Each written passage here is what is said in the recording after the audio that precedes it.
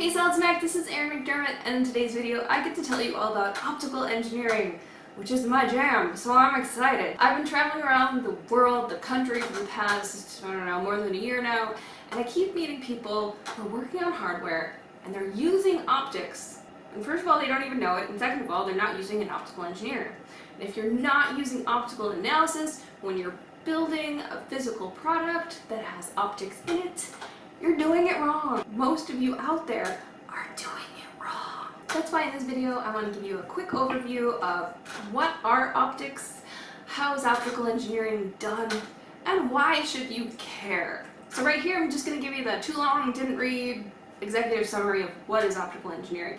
Later on, if you want some more in-depth stuff, we have two contributions from two of the biggest optical simulation software companies in the world. The first one is from Synopsys. They're showing a little bit behind the scenes work on how illumination optics are designed. The second one is from Zemax, and that's showing how imaging optics are designed and simulated. Alright, first off, what are optics? When I ask people what they think it is and they work in hardware, usually they tell me, is it eyeglasses? Do you design eyeglasses? No, I don't. That said, you are already very familiar with optical devices. If you use a cellular phone that was made in the last 10 years, you're using optics all the time. First of all, there's a display screen, that's optics. You have your lighting, that's optics, and your camera, that's optics. It's all filled with optics. Of course, normal old-fashioned cameras are optics too. Something fancier like Google Cardboard, that's optics. Illumination of any sort is optics. Maybe you're thinking these old-fashioned Christmas light LEDs, that could be optics. Yeah, that's also optics. Even the remote control that you use to turn on whatever in your house, that's also an optical system. There's an IR emitter and an IR receiver somewhere in that system. And of course, lightsabers. Those are optics. So, you know, we all have one of those at home. Optics is in a ton of stuff being developed, and it's becoming more and more common for there to be cameras and lighting elements and everything that you see coming out these days. So like I said, there are a lot of people that are putting together hardware systems using optics, and they're not using optical analysis. Let me try to explain what that's like when I hear that. Let's think of this as an analogy. So imagine someone comes to you with some wooden doohickey with lots of different sprockets and widgets, and they whittled all the pieces down again and again and again, many iterations to get them to fit together. There are no drawings, there's no CAD model of this, it's just the wooden, whittled down, one-off working prototype. Now, say they come to you and they go, alright, I want to make 1 million of these, how do we mass produce this? You'd be like, okay, where's your CAD model of all the components? What are your materials? What are the tolerances? And they would be like, I don't know, I just like whittled them together till it worked. I don't have sizes or dimensions or tolerances or anything. And then you'd be like, well, you should, go draw a CAD model, right? And what if they're like, no, that's cool, it works, so why would I need to do that? That's kind of the same thing that happens when someone's building a system with optics in it and they're not doing the analysis and simulation of those systems. You have no idea what you're working with. So a lot of times when I see hardware engineers putting together a proof of concept and then not doing the work to analyze that system, to tolerance it, to optimize it, they have a system that's oftentimes like right on the edge of failure. And in both these situations, whether it's the wooden sprocket doohickey that your friend doesn't have a CAD model of and wants to make 1 million of, or if it's some system with illumination and a camera component, all of these things basically need to be redesigned to mass produce them. So that's the part about why you should care. Now about what optical engineering is. So much like with the analogy of the wooden doohickey that your friend wants to make 1 million of, the missing piece there was CAD software. With optical engineering, a lot of times we'll have optical simulation software. It's similar to CAD, but a lot more complicated. Let's look at this example from the Synopsys clip that comes after this segment. Now here we have a light source and we have a lens element.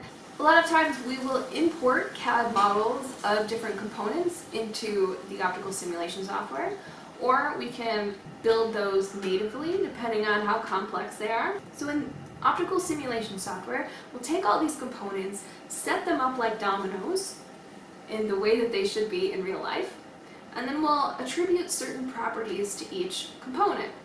And then we take the light source side, and usually we'll turn that into a bunch of rays, and we can choose it to be 100,000 rays, or 1,000,000 rays, or 10 million rays. And for each ray, whatever we decide that number to be, that comes from the light source, there's going to be a separate calculation. In the example simulation that we see here, each of these little lines is a different ray.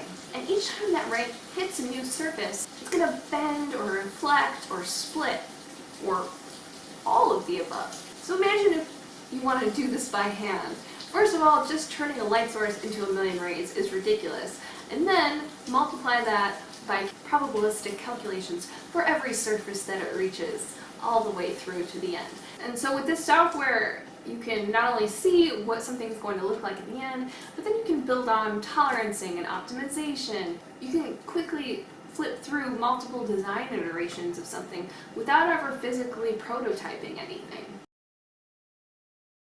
As always, if you want more details and links, check out the full article regarding this topic on SolidSmack.com. If you have specific questions about optics or optical engineering, you can contact me at SpireStarter.com. So these next two clips are going to be if you want more information about how illumination optics and imaging optics are designed. The first one is from Synopsys covering illumination optics, so that's anything that has to do with lighting. And the second one from Zemax is on imaging optics. And imaging optics are any optical system where you're forming an image, basically. So a camera, a telescope, a microscope.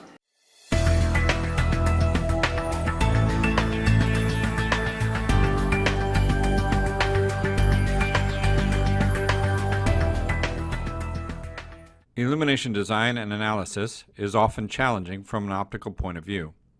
Optical concepts often are counterintuitive. Optical shapes hide subtle complexities, and designers new to the field tend to face challenges to the concept of form follows function, as functions in optics often run counter to structural, thermal, size, and increasingly aesthetic priorities. Unexpected compromises are sometimes necessary.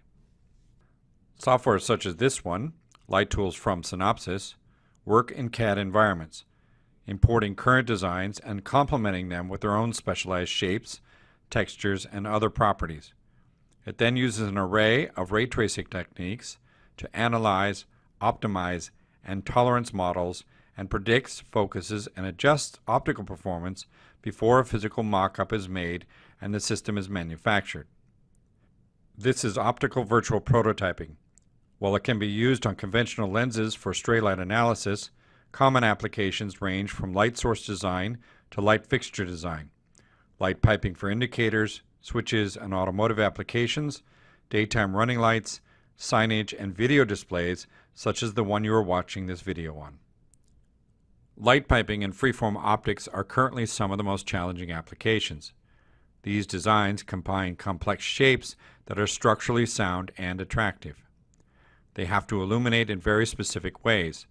For instance, some parts of the light pipe may be required to look uniformly lit, where other parts may need to appear unlit. Care must also be taken to strategically place the illuminating LEDs so as to reduce cost and drive the design complexity down. Common sense might indicate that to channel more light, light pipes or light guides should be bigger, employ diffusers, and be shaped like fiber optics. These are often the wrong approach. Designers soon find out that light does not behave like liquid. Sometimes taking out materials at strategic locations can make a better light guide. Structural members need to be intelligently positioned where they will not cause light leakage. Care should be taken with diffusers since they can also cause light leakage and make exiting light more difficult to control. Profile cross-section shapes can also have an impact on how far light effectively travels down the guide. Similarly, freeform optics can allow users to sculpt light patterns difficult to achieve before. This is especially true with LED light sources. Past methods would block light with physical and color filters, making them large and wasteful designs. Modern cell phone cameras, compact lighting systems, and machine vision applications would be difficult without the use of carefully designed freeform optics. On the CAD design side, how a model is built will often influence what the lighting software can leverage and modify optically. Users need to reduce the number of variables to be able to effectively adjust curves and dimensions in the assembly. Several objects can influence others in similar ways, as often they are interrelated. An object may look like a conventional block, but in fact is built out of curves so that LightTools can modify them to achieve its design goal. Extrusions might be created strategically so as to have a specific cross-section that will be optically relevant down the line.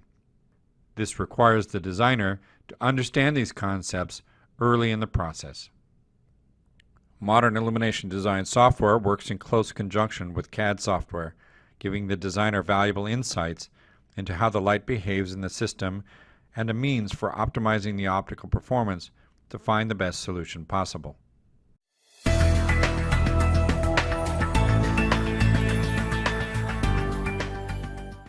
And now here's that clip from Zemax to show you more about engineering imaging optics. Again, that's like cameras, telescopes, microscopes, binoculars, whatever you're making an image with.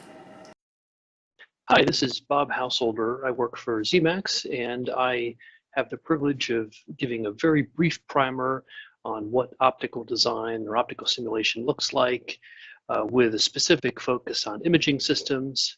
And a special thanks to SolidSmack and Aaron McDermott for helping to make this happen and prompting me to help talk on this subject. So I've got a few slides, just a brief overview and introduction, and then we'll jump over to what optical simulation software looks like. Just looking at a couple of very simple examples. Well, one simple example and then one complex example. So one thing that you can see everywhere is that optics, lenses, reflectors, fusers, they're found in all types of systems. On your phone, for instance, buried behind that front bezel are a whole host of sensors to look at your face, to look at if the ambient light is on and to dim the screen. And of course, the other side is the camera for taking pictures.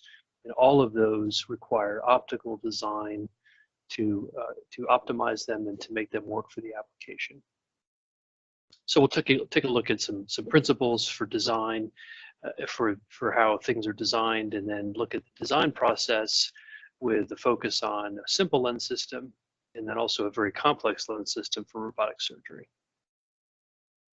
So looking at just how light interacts with matter, you can see here in just these simple pictures that like the ball bouncing off the ground, that's how light, when it hits a mirror, the reflection angle will be equal to the incident angle.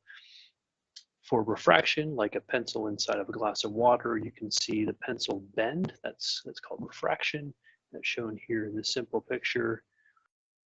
There's of course absorption, which we're not showing necessarily here, but material itself can have absorption properties. And you can also see absorption in many other ways. This picture here is showing how light will stay inside of a lens or inside of a fiber. So fiber optic communications, long haul fiber optic networks work on this principle with very, very low loss. And that's how we're able to talk over long distances with a wired connection, or certainly wireless to that point, and the communications over long haul fiber. Scattering can be good, but in imaging systems, scattering typically is very bad. It will degrade your image. It will cause halos and other things. So looking at optical simulation, we'll take a first glance at a simple lens system.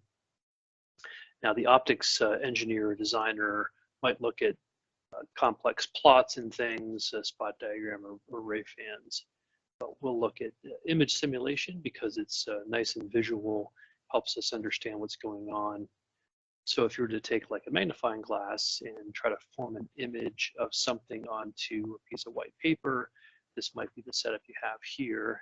So it's taking image of this object. So this, let's say a slide was back illuminated right here, and you could actually form an image of this picture over on the right-hand side that's highlighted by having a simple lens system.